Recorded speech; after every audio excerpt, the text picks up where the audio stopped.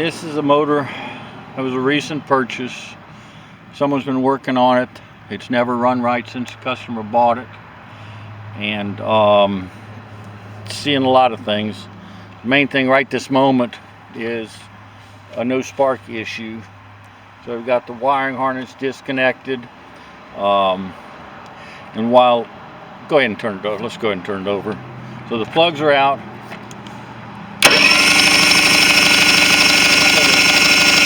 No spark at all. So that's problem number one. This is interesting up here. You could see that someone's had the flywheel off trying to make something work underneath the flywheel, because those holes are stripped out, and it hadn't been long ago because the metal shavings are still on the top of the flywheel from where someone pulled the flywheel and put it back on.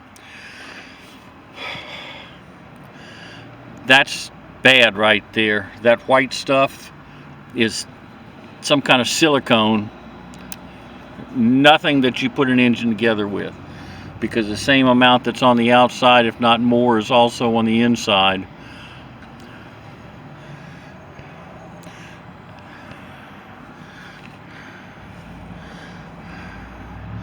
And so the whole engine's been apart, but you can see right there that that's a silicone and not an assembly, what you put an engine together with. Here's another real problem. The VRO pump.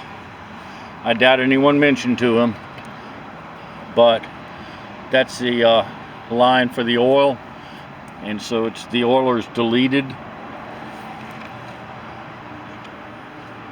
and that's what came out of it. It is really stale, but there's no oil in there. But we did a compression check. The compression seems to be there, but right this moment we're just not getting any fire. And you can see the white stuff down there with a power head. It's a different power head than even came on this motor, because you notice it's two different colors. So I have no idea where this is going, and aftermarket cables that are on there. Spark plugs, one of them looks like it's been firing. All the rest of them doesn't even look like they've run with those spark plugs in it. Well, that one might have. So it might have been running on 2 cylinders.